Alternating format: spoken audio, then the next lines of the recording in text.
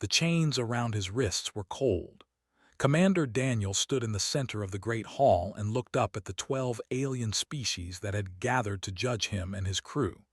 The chamber was made of crystal that glowed with soft blue light. It was beautiful in a way that felt wrong, like a pretty cage built for dying things. The Galactic Council had been watching humanity for 50 years. They had seen the small species from the third planet of a yellow sun spread across the stars faster than anyone expected. They had watched humans build colonies on worlds that other species had abandoned. They had observed human ships exploring regions of space that were marked as forbidden. And now they had decided that humanity needed to be stopped. Daniel did not move as the high speaker of the Empire rose from his seat, was tall and thin, with a body covered in hard black plates like the shell of an insect.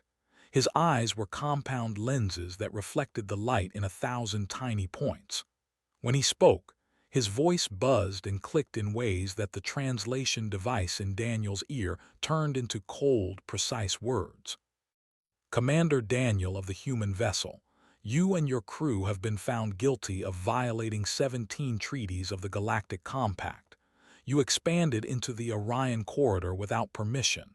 You made contact with pre-civilizations against our laws. You harvested resources from protected systems. The evidence is clear. The verdict is unanimous.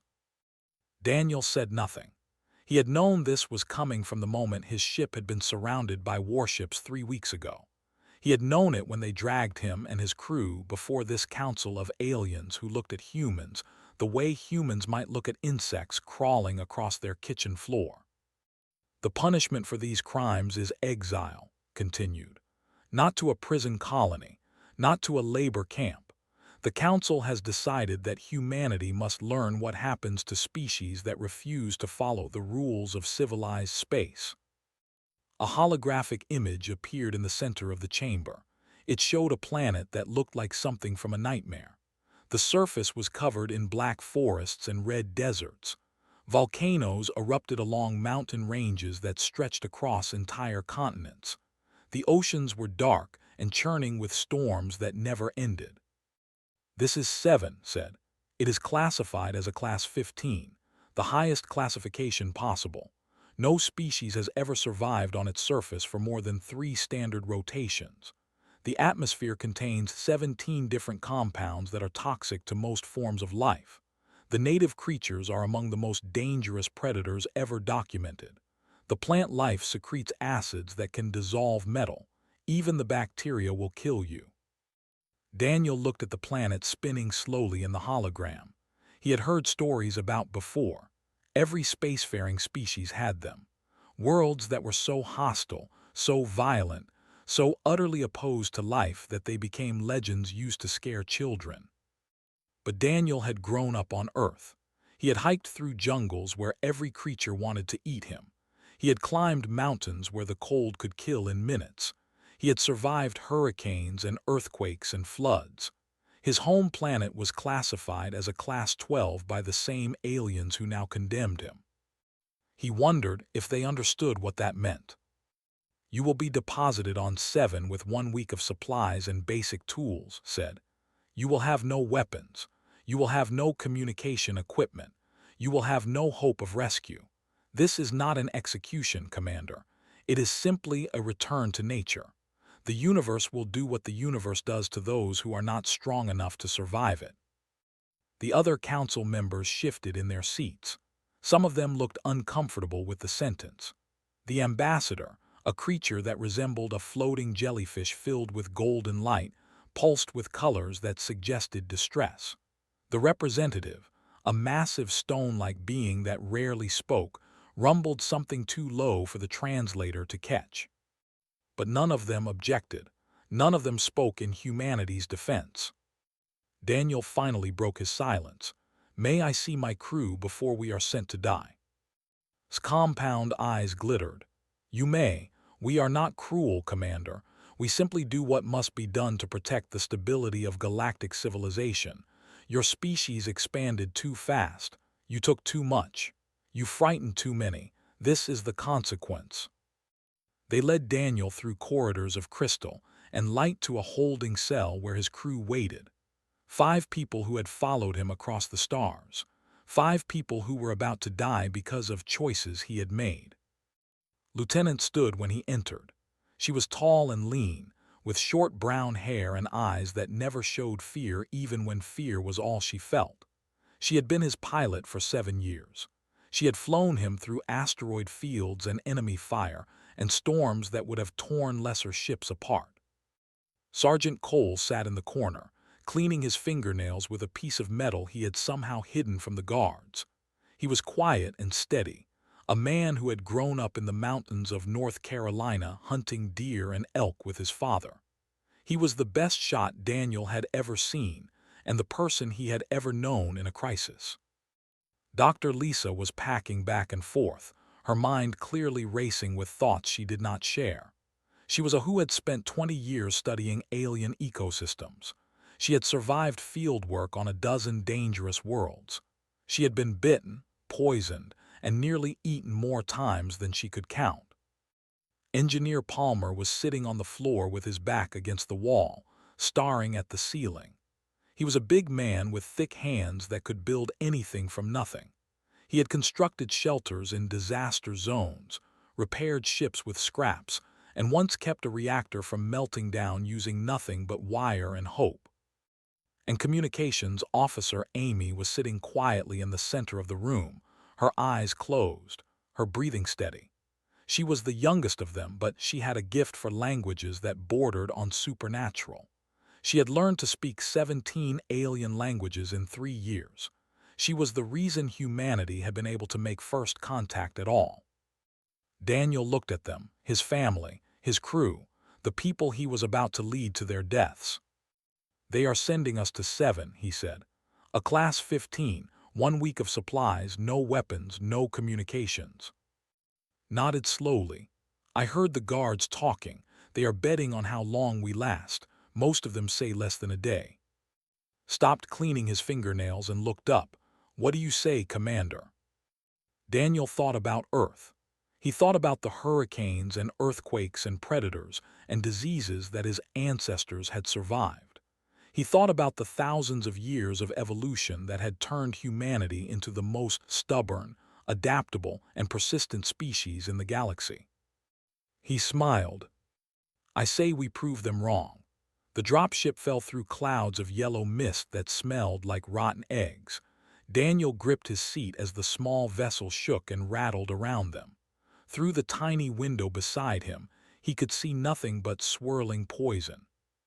The Galactic Council had given them exactly what they promised: 1 week of basic rations, simple tools, water purification tablets, a medical kit with supplies meant for species that were not human, and a drop ship that would burn up in the atmosphere after depositing them on the surface, making certain they could never use it to escape. Was at the controls, fighting to keep them steady as they descended. The ship was not designed for human hands, and the alien systems flickered and sparked with every adjustment she made, but had flown broken ships before. She had once landed a transport with no engines and half a wing missing. This was difficult, but it was not impossible. "Coming through the cloud layer now," she announced. "Everyone hold on." The mist parted, and Daniel got his first real look at 7. The ground below was covered in forests of black trees with leaves that looked like blades. Mountains rose in the distance, their peaks glowing with the orange light of active volcanoes. Rivers of something that might have been water or might have been acid cut through valleys of red rock. The sky was a sickly green color that made Daniel's stomach turn just looking at it. It was the ugliest planet he had ever seen, and it was beautiful in a way that only dangerous things could be beautiful. The ship hit the ground hard. The impact threw Daniel forward against his restraints and knocked the breath from his lungs. Warning lights flashed across every panel. Something in the engine compartment exploded with a muffled thump. Smoke began to fill the cabin. "Everyone out," Daniel ordered. "Move now." They scrambled through the hatch and onto the surface of their new prison. The air hit Daniel like a punch to the chest. It was thick and hot and smelled of sulfur, and something else he could not identify. His lungs burned with every breath. The gravity pulled at him like invisible hands, heavier than Earth by almost half again. Was already pulling their supplies from the burning ship, stacking crates on the rocky ground with quick, efficient movements. Had grabbed a length of metal pipe from the wreckage and was scanning the tree line with the careful attention of a hunter watching for predators. Lisa was on her knees, collecting samples of the soil and studying them with wide, fascinated eyes. Amy stood beside Daniel, her translator device held up as she listened to the sounds of the alien forest. Clicks and screams and roars echoed from somewhere in the darkness between the trees. She was trying to find patterns in the noise, trying to understand what was out there waiting for them. "We need to move away from the ship," said. "The smoke will attract attention." She was right. Within minutes of their landing, shapes began to emerge from the forest. The first creature Daniel saw was roughly the size of a bear, but it walked on 6 legs and had a head covered in what looked like eyes. Dozens of them, all different sizes, all focused directly on the humans who had invaded its territory. Raised his pipe. "How do you want to handle this, Commander?" Daniel picked up a chunk of rock from the ground. It was heavy in his hand, rough and jagged. Not much of a weapon, but better than nothing. "We do what humans have always done. We survive." The creature charged. It moved faster than anything that size should have been able to move, its 6 legs churning across the rocky ground in a blur of motion. Its mouth opened to reveal rows of teeth that curved backward like hooks designed to hold prey in place while it was eaten alive. Swung his pipe. The metal connected with the creature's head with a crack that echoed across the clearing. The thing stumbled, confused by the sudden pain. Before it could recover, Daniel brought his rock down on its skull with all the strength he could gather in the heavy gravity. The creature fell and did not get up. For a moment, everything was silent. Then, from the forest, Daniel heard something new. A sound that was not a roar or a scream, but something closer to a question. The other creatures that had been approaching stopped at the edge of the tree line. They watched with their dozens of eyes as the humans stood over the body of one of their own. Then they turned and disappeared back into the shadows. "They are learning," Lisa said quietly. "They have never encountered prey that fights back. They do not know what to do with us." Was breathing hard, but he managed a small smile. "Good, let them learn." They worked through the rest of the day to establish a camp. Found a rocky outcrop that would give them protection on 3 sides. He used debris from the crashed ship to build walls and a roof that would shield them from the worst of the elements.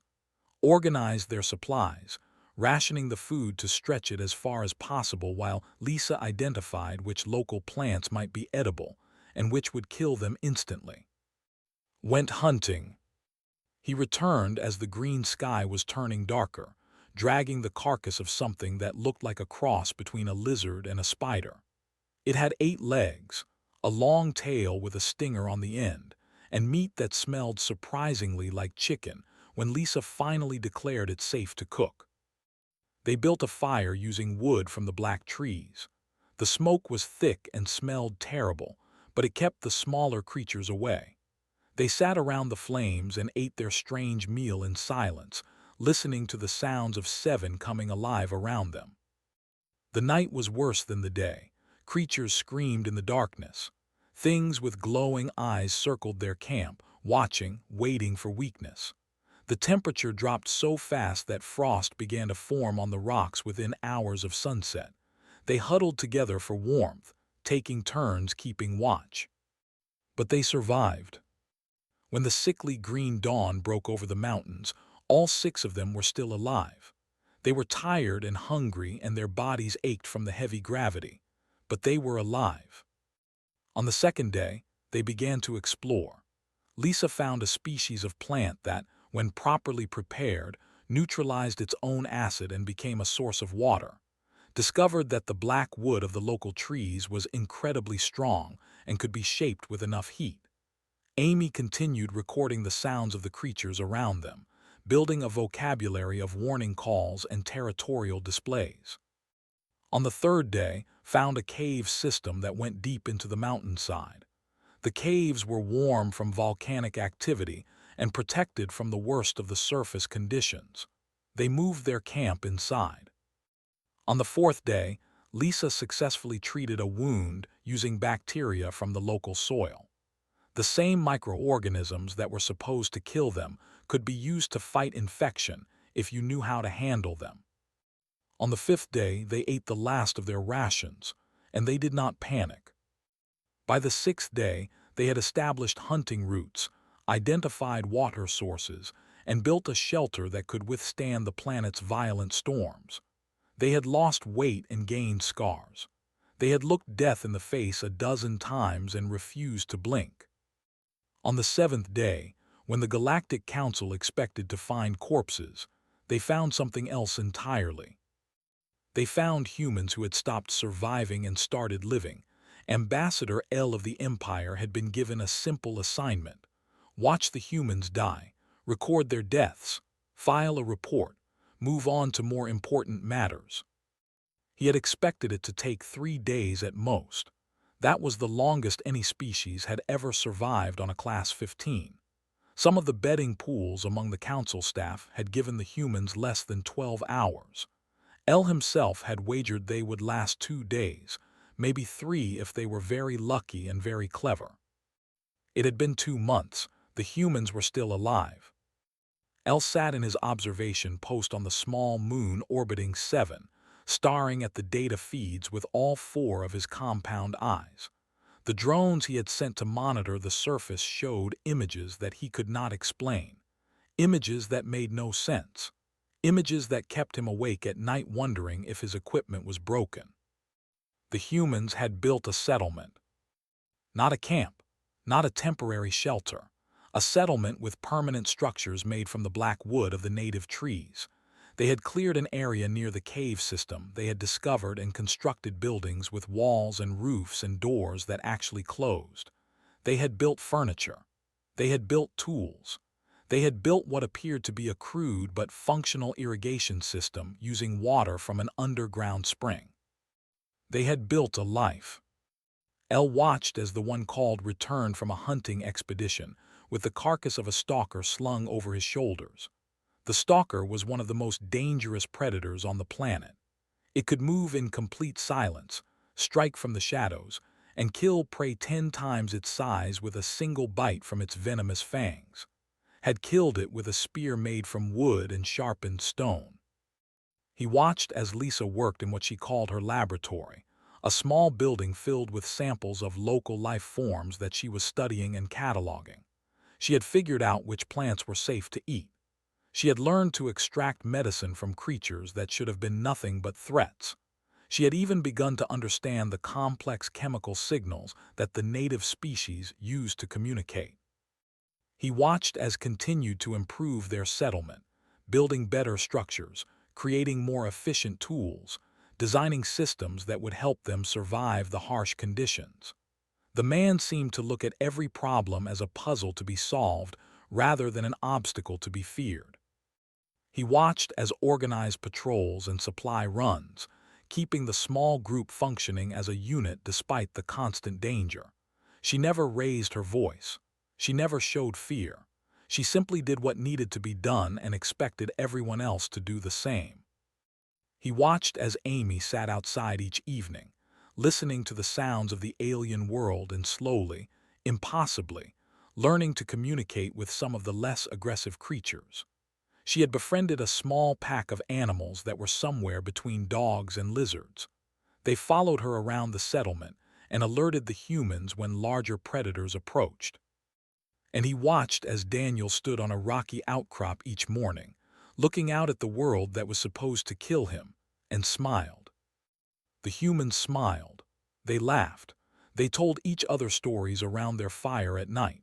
They had been sentenced to death on the most hostile planet in known space, and they acted like they were on vacation. El did not understand. He had studied thousands of species across hundreds of worlds. He had observed civilizations rise and fall. He had witnessed extinction events and evolutionary leaps and everything in between, but he had never seen anything like this. He sent a report to the Galactic Council. The humans are still alive. They have established a permanent settlement. They appear to be thriving. The Council did not believe him. They sent their own observers. They sent more drones. They sent experts in xenobiology and survival analysis and a dozen other fields. All of them came to the same conclusion. The humans were not dying. The humans were building a civilization from nothing on a world that should have killed them in hours. High Speaker demanded an explanation. He summoned L to a private meeting and asked him directly how this was possible. How could 6 humans survive on a Class 15 when entire armies of other species had perished? L had spent weeks researching the answer. He had studied human history. He had read their literature. He had watched recordings of their behavior on there and in their colonies across the stars, and he had finally found the answer, though it gave him no comfort. There, L said, the planet they call Earth. It is classified in our databases as a Class 12. His compound eyes widened. Class 12, that cannot be correct. I it myself, multiple times. Earth has active volcanoes, earthquakes, hurricanes, tornadoes, and floods. It has deserts where temperatures exceed survivable levels and ice fields where nothing should be able to live. It has predators on land and in the water and in the air. It has poisonous plants and venomous animals and diseases that have killed millions of their kind throughout their history. El paused, gathering his thoughts. Humans did not evolve on a peaceful world. They evolved fighting for survival against everything their planet could throw at them. They developed tools because they needed them to hunt and defend themselves.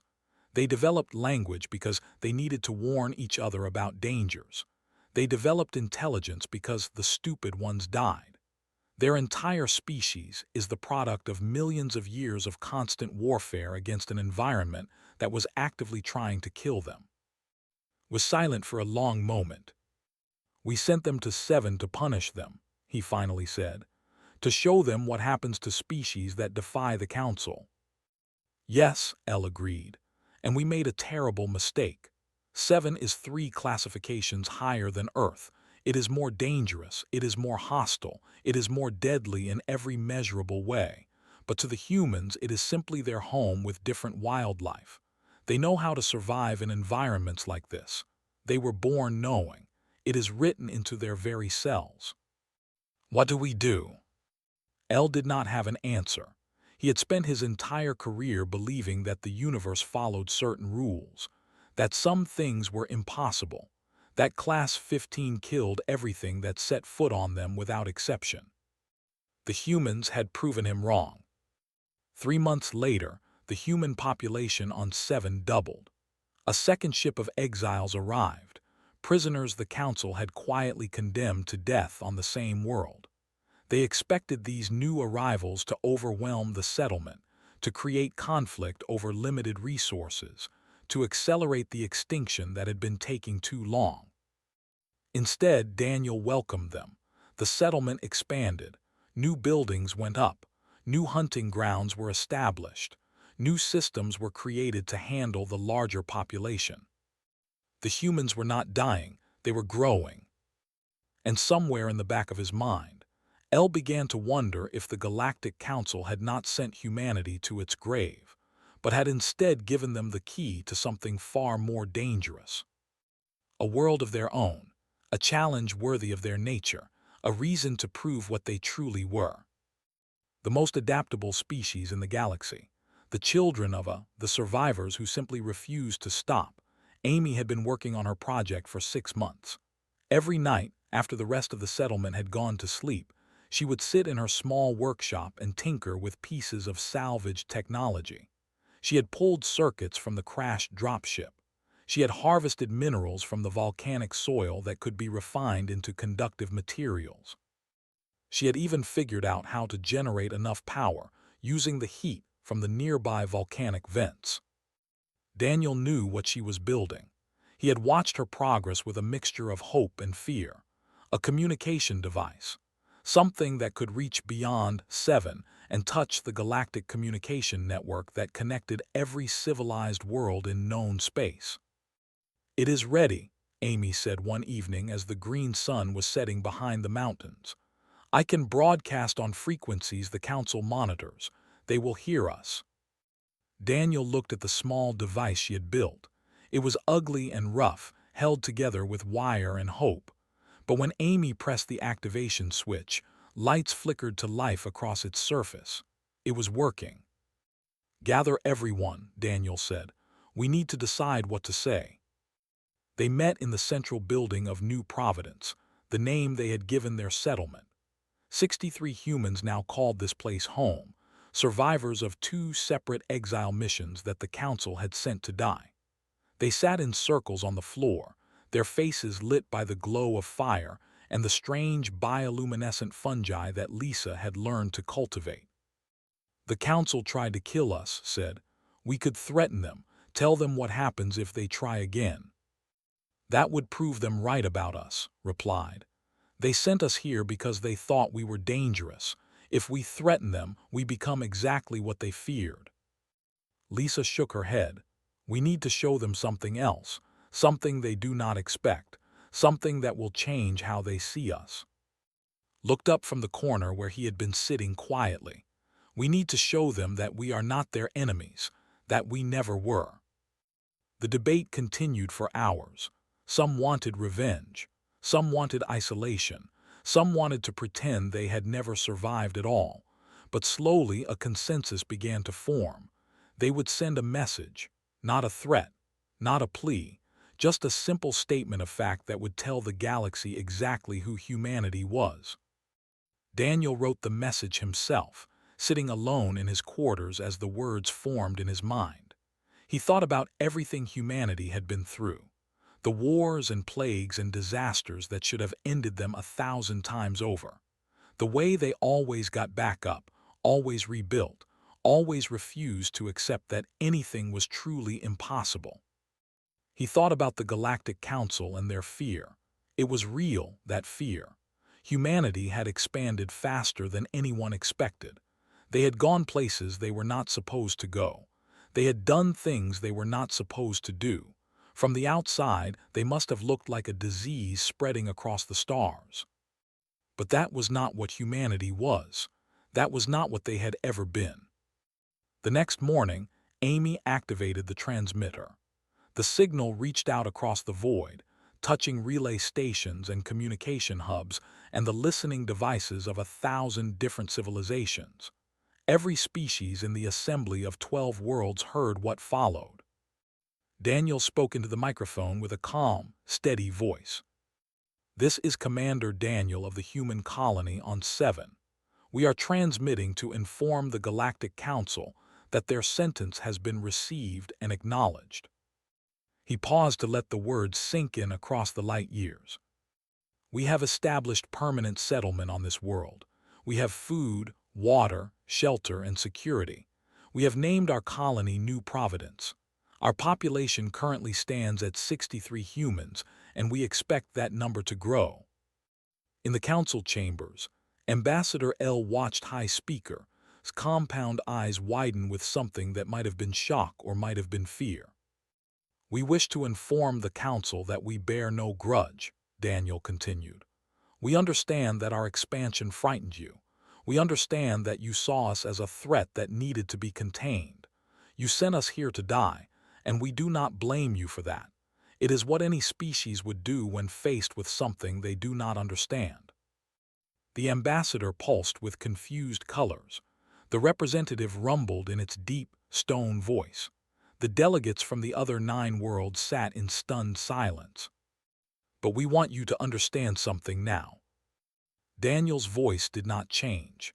It remained calm, measured, without anger or hatred or any emotion that could be mistaken for aggression. And somehow, that made his words more terrifying than any threat could have been. "You sent us to a Class 15 expecting it to kill us. It did not. You believed this was a punishment. We have decided to treat it as a gift. 7 is now human territory. We will not leave. We will grow. We will build. and someday we will reach the stars again. Across the galaxy, commanders and politicians and ordinary citizens listened to a voice that should have been silenced months ago. A voice that spoke not with defiance but with simple, undeniable truth. We are humanity, we do not die quietly, and we always come home. The transmission ended. The silence that followed was heavier than any sound could have been. El looked around the council chamber at the representatives of the 12 most powerful civilizations in the galaxy. He saw fear in eyes and tendrils and sensory organs of every shape and size. Not the fear of a threat or a warning, but something deeper. The fear of a fundamental misunderstanding being corrected too late. They had thought humanity was dangerous because of what they might do. Now they understood that humanity was dangerous because of what they were. A species that looked at the universe and saw not limitations but opportunities. A species that turned every prison into a home and every death sentence into a challenge. "What do we do now?" the ambassador asked, its colors shifting to shades of deep anxiety. No one answered. What could they do? Send more exiles? The humans would welcome them, attack the settlement. The galaxy would watch humanity fight back with nothing but stones and sticks and win anyway. Ignore them, pretend this had never happened. It was too late for that. High Speaker spoke for the first time since the transmission began. "We made a mistake. We thought we were removing a problem. Instead, we have created something far worse." "What?" El asked. His compound eyes turned toward the holographic display that showed 7 spinning slowly in the void. A prison, a grave that had refused to accept its occupants. "We have given them a cause," said. "A story, a legend that will spread to every human colony in the galaxy. The story of how the Galactic Council tried to kill them and failed. The story of how humanity looked at the worst the universe could offer and said it was not enough." He paused, and his next words came out in a whisper that the translators barely caught. "We have given them something to prove, and now they will spend the rest of eternity proving it." The meeting ended without a decision. There was no decision to make. The council had tried to eliminate humanity, and humanity had answered with a message that said more than any declaration of war ever could. "We are still here, we will always be here, and there is nothing you can do about it." Hope died in the council chambers that day. Not hope for victory or hope for peace, but hope that the galaxy would ever be simple again. Hope that the rules would ever apply to everyone equally. Hope that some problems could be solved by exile and death and the cold mathematics of survival. Humanity had broken those rules, and now everyone had to live with the consequences. 20 years had passed since the first humans set foot on 7. 20 years since the Galactic Council had sent 6 people to die on a world that should have killed them in hours. 20 years since everything the galaxy believed about survival and adaptation and the limits of biological life had been proven wrong. New Providence was no longer a settlement, it was a city. Towers of black wood and volcanic stone rose from the landscape where nothing but bare rock had existed before. Roads connected dozens of smaller communities that had spread across the continent. Factories powered by geothermal energy produced tools and machines and goods that rivaled anything made on the most developed worlds in the galaxy. Universities taught courses on survival, xenobiology, and the strange new sciences that only humans could have invented. The population had grown to over 50,000. Ships continued to arrive from human colonies across the stars, bringing volunteers who wanted to be part of the impossible experiment. They called themselves born, even if they had not been born on the planet, because surviving here changed you in ways that could not be undone. Ambassador L had requested permission to visit New Providence many times over the years. Every request had been by the Galactic Council, which had spent 2 decades trying to pretend that the situation on 7 was temporary, that the humans would eventually die out, that the universe would eventually correct the mistake they had made. But now L was old. His carapace had faded from black to gray. His compound eyes did not see as clearly as they once had. He knew he did not have many years left, and he did not want to die without understanding. He went anyway without permission. He took a small ship to the edge of the system and transmitted a single message. "I am Ambassador L of the Empire.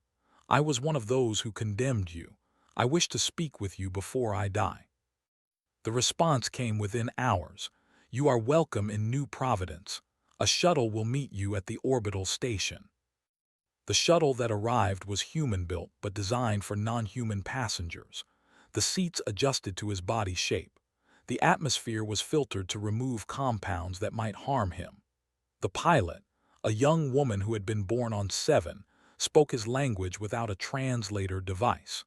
She had learned it from Amy, who had spent the past 20 years teaching anyone who wanted to understand alien communications.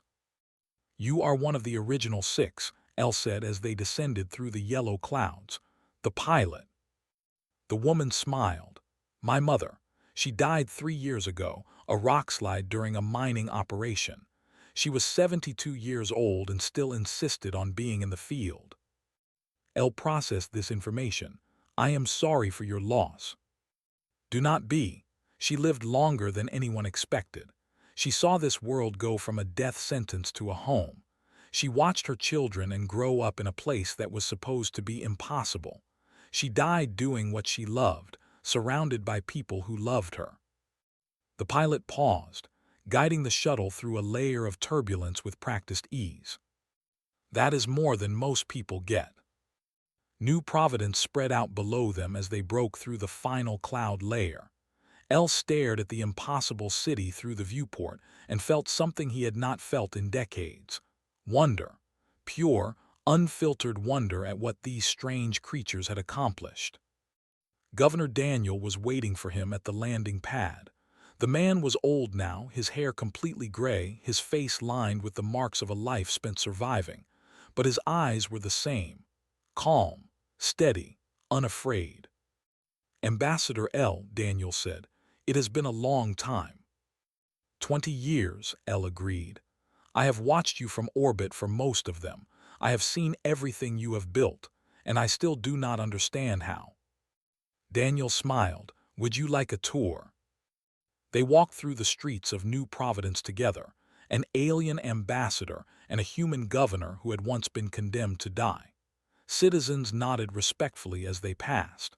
Some were clearly born on other worlds, their bodies still adjusting to the heavy gravity and toxic air. Others moved with the effortless grace of people who had never known anything different.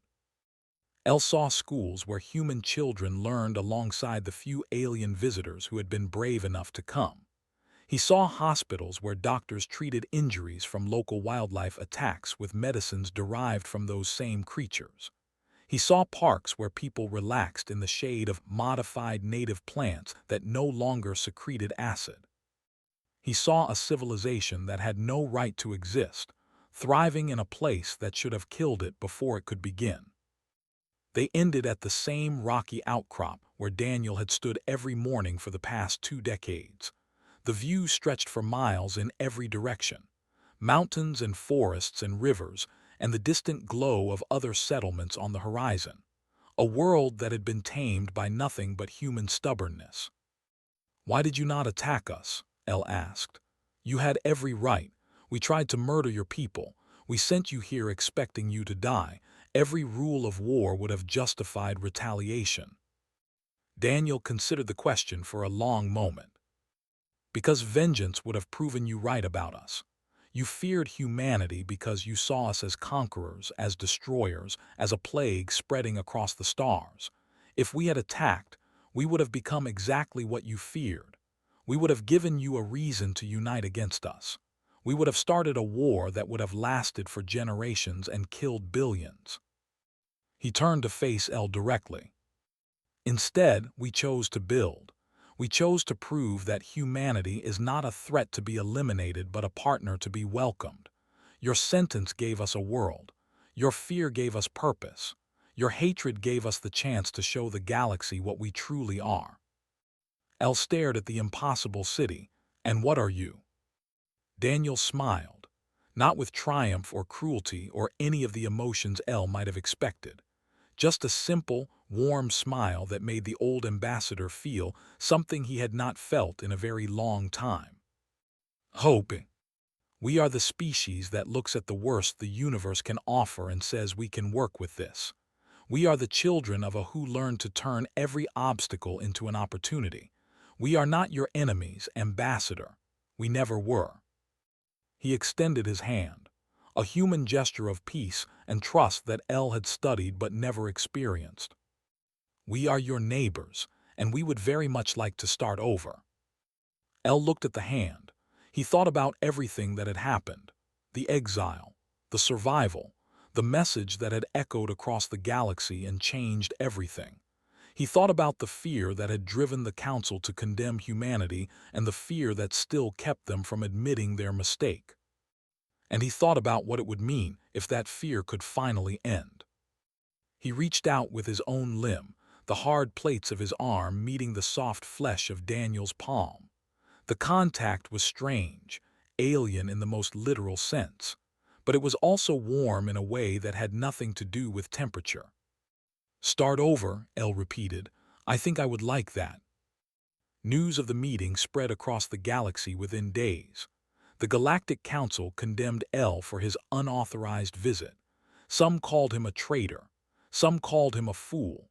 Some called for sanctions against the Empire for allowing one of their ambassadors to legitimize the human presence on Seven. But others saw something different. They saw a handshake between two species that should have been enemies. They saw the possibility of peace where there had only been fear. They saw a future that did not have to be defined by the mistakes of the past. Within a year, other ambassadors had made the journey to New Providence. Within 5 years, formal diplomatic relations had been established between humanity and 6 of the 12 council species. Within 10 years, the first joint research stations had been built in orbit around Seven, where human and alien scientists worked together to understand the secrets of adaptation. The Galactic Council never officially apologized for what they had done, but the exile ships stopped coming. The condemnation stopped being issued, and slowly, reluctantly, the galaxy began to accept that humanity was here to stay. Daniel died at the age of 91, surrounded by his children, and in the city he had built from nothing. His last words were simple, spoken to his oldest daughter as the green sun of Seven set outside his window. "Tell them we forgave them," he said. "Tell them that was always the point." And in the halls of 1,000 alien governments, hope was no longer dead. It had simply changed its shape, because the most dangerous species in existence had chosen mercy over vengeance, peace over war, building over destruction. And that, in the end, was the most human thing of all.